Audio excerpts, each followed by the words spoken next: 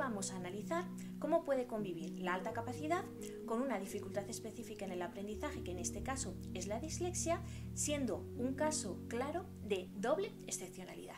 Vamos a ir desgranando lo que es la dislexia y luego analizaremos cómo convive con la alta capacidad y cómo trabajarlo. En primer lugar, decir que la dislexia se define en el último documento publicado, que se llama DSM-5, de la Asociación Americana de Psiquiatría, como una dificultad específica en el aprendizaje, que se manifiesta bien en la escritura, en la lectura, en la comprensión lectora y en el cálculo. Habiendo trabajado durante estos específicos temas durante al menos 6 meses sin haber obtenido un resultado académico óptimo, por lo cual estos niños que tienen una doble excepcionalidad manifiestan un rendimiento escolar bajo.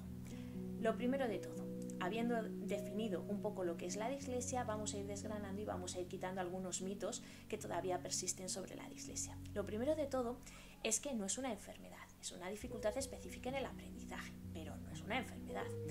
Lo segundo, es hereditario, es decir, se está estudiando ahora cuál es el gen que transmite de padres a hijos este gen de la dislexia, pero tiene un componente en un 70% hereditario.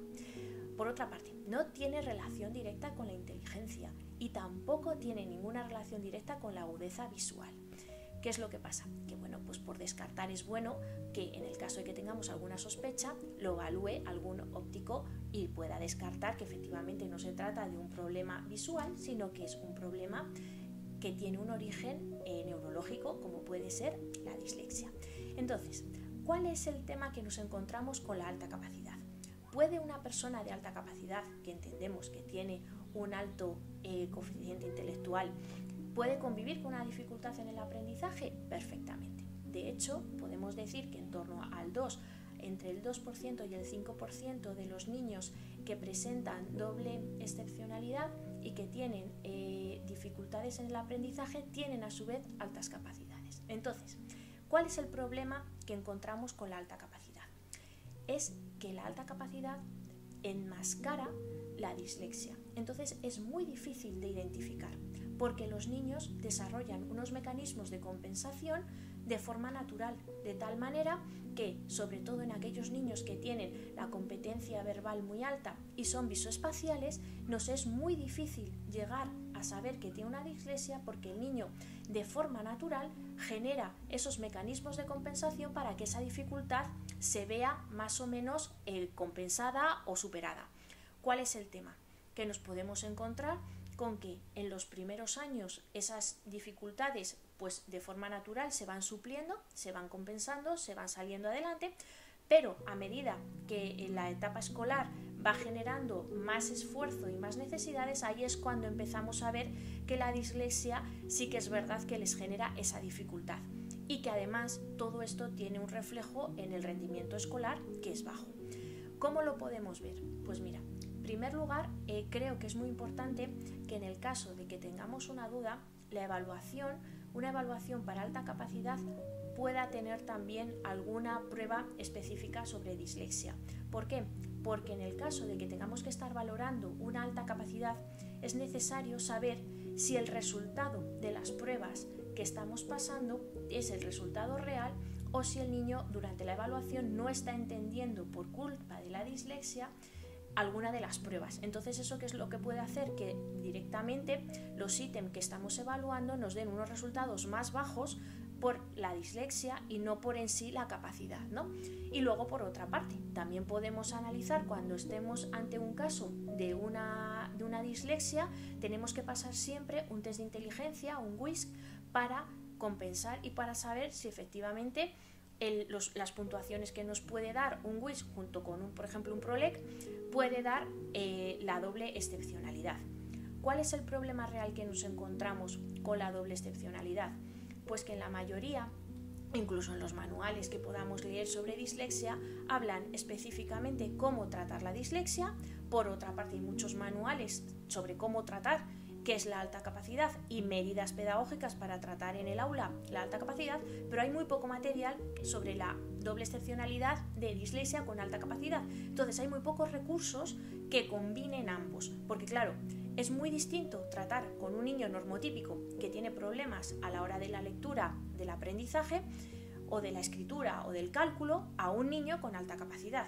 ¿Esto qué es lo que pasa? Pues que tenemos que adaptar, lo que hemos dicho muchas veces, ese nivel de reto, esa necesidad de aprender de una forma rápida, pero de una forma a través de que genere esa motivación a través del reto, esa necesidad de crecer, de superarse, pero con una dificultad en el aprendizaje, que no neguemos que también tiene una parte de seriación, de repetición, que claro, esto es lo que hace que a un niño de alta capacidad le aburra. Entonces tenemos que esos recursos hay que darle una vuelta para que sean atractivos para un niño de alta capacidad, pero que a su vez le ayuden a compensar y a recuperar esa dislexia, ¿no? Entonces, ¿cómo podemos saber que nuestro hijo tiene una dislexia? Pues sabiendo lo difícil que es en el caso de la alta capacidad, pero sí que es verdad que hay ciertas cosas que nos llaman la atención. La primera, cómo a ellos les agota.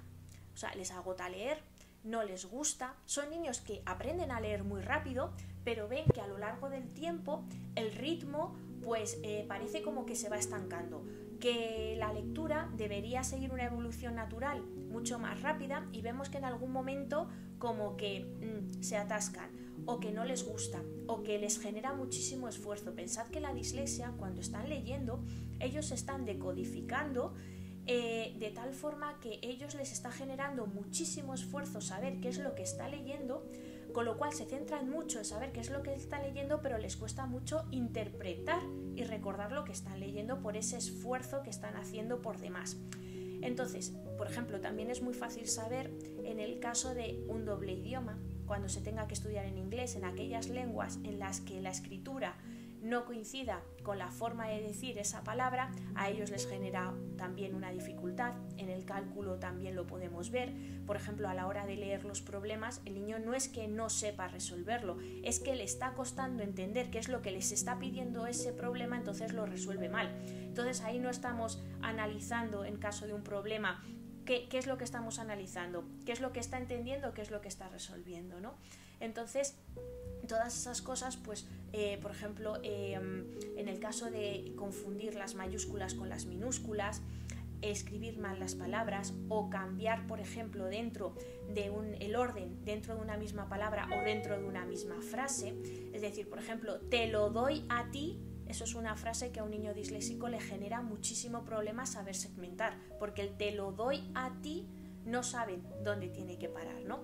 Entonces, bueno, son ciertas cosas, ciertos trucos que nos pueden servir para saber si un niño puede tener dislexia. Luego, por otra parte, ¿cuándo podemos saber que un niño tiene dislexia o cuándo podemos empezar a trabajar? Pues en la época de infantil es difícil saber si un niño tiene dislexia, salvo que sea un caso muy grave, porque bueno, en un caso de alta capacidad ellos mismos se van compensando y además es que las actividades son prelectoras y de preescritura. Entonces, en el caso ya que veamos que hay un niño con una dislexia grave, entonces ya sí se pueden hacer actividades de, pues eso, para ir reforzando un poco lo que es la escritura de las letras, hacer los círculos que sigan el orden normal. Bueno, pues se puede ir empezando a trabajar. Pero cuando más tenemos que empezar a trabajar ya es en la época de primaria, porque ahí es donde ya tenemos que empezar a tener una comprensión lectora mucho más elevada, tenemos que tener un ritmo de lectura, además leer en clase, leer en alto. Entonces todas esas cosas en primaria es cuando salen, ¿no? Entonces, cosas que en primaria podemos empezar a trabajar, pues por ejemplo, leer nosotros con ellos, leer nosotros en alto y que ellos vayan siguiendo la lectura de las palabras. Por ejemplo, a la hora de escribir les ayuda mucho tener, por ejemplo, cuando están escribiendo o cuando tengan que hacer un análisis de algo, ponerlo muy claro lo que son las mayúsculas, lo que son las minúsculas, escribir lo importante siempre en negrita, no cambiar mucho las fuentes, es mejor que sea una fuente clara, que no haya cursivas. Todas esas cosas nos puede ir ayudando, darles más tiempo a la hora de resolver los problemas o a la hora de hacer una redacción. Control de las faltas de ortografía. Tenemos que saber si unas faltas de ortografía siguen un patrón o son por falta de atención, así son atencionales. Entonces, bueno, todas esas cosas nos pueden ir también ayudando a cómo corregir y desde luego saber que en la época de primaria es el periodo mejor para hacer esa recuperación de la dislexia. En la época ya más mayor de bachillerato o de la ESO, creo que lo importante ahí es que ellos sepan cómo es su estudio. Y en el caso de un niño de alta capacidad, sabiendo que tiene una capacidad más alta, que le va a llevar menos tiempo, pero que su capacidad de concentración va a ser más baja, creo que lo importante es que ellos sepan qué tiempo les requiere cada tarea y cuánto les lleva a ellos conocerse y cuánto les lleva a ellos hacer sobre cada tarea, qué tiempo les lleva. Para eso, luego también a los niños de alta capacidad y junto con la dislexia les viene muy bien hacer esquemas, hacer mind maps, hacer vision boards, cosas de estas que les esquematicen lo importante, porque ellos tienen una facultad y es que saben extraer muy bien de cada zona o de cada área, saben extraer muy bien lo que es importante. Entonces, esa capacidad de esquemas, esa capacidad de extraer lo importante es una de las facultades y una de las fortalezas que tiene. Lo que les genera más problema es desarrollar. O sea, cuando dices un texto abierto o cuando haces un comentario de texto, a ellos es lo que les resulta más problemático. Primero porque es un sobreesfuerzo y porque además, pues esa capacidad de explicarse y de enrollarse, pues ellos pues les genera cierta dificultad, ¿no? Entonces, eso por una parte, cómo trabajarlo en cada uno de los periodos. ¿Qué es lo que pasa si no se atiende una dislexia? Mira, el niño que tiene una dislexia es un niño que él ya se nota inferior porque él ve que se esfuerza más que el doble, o sea, más que sus compañeros, se esfuerza mucho, pero su resultado académico es más bajo. Entonces eso les genera una falta de confianza sobre su mente, sobre su mano, sobre su proceso de aprendizaje, que es necesario que él sepa que la dislexia se puede recuperar, que se puede trabajar. Y sobre todo creo que lo más importante es, sabiendo cómo son los ejercicios de recuperación, que no son precisamente divertidos porque les cuestan un trabajo adicional, que entiendan que ese esfuerzo que están haciendo para mejorar, para aprender y para intentar recuperar la dislexia, para no tener esa dislexia, que merece la pena. Porque ¿qué es lo que pasa? Que ellos lo que ven es que aunque intenten hacerlo, les cuesta mucho y que a veces eso no se refleja en el rendimiento escolar, ¿no? Luego el sentimiento de inferioridad, la falta de autoestima, todas esas cosas marcan en la etapa escolar, y creo que con un buen diagnóstico y con unos ejercicios especializados sobre cuáles son sus errores concretos, porque no todos tienen los mismos, sobre eso se puede trabajar muy bien y se puede avanzar para recuperar. Hay unas aplicaciones que son buenísimas. Creo que tanto Change Dyslexia es una página web de Luz Reyo que os recomiendo.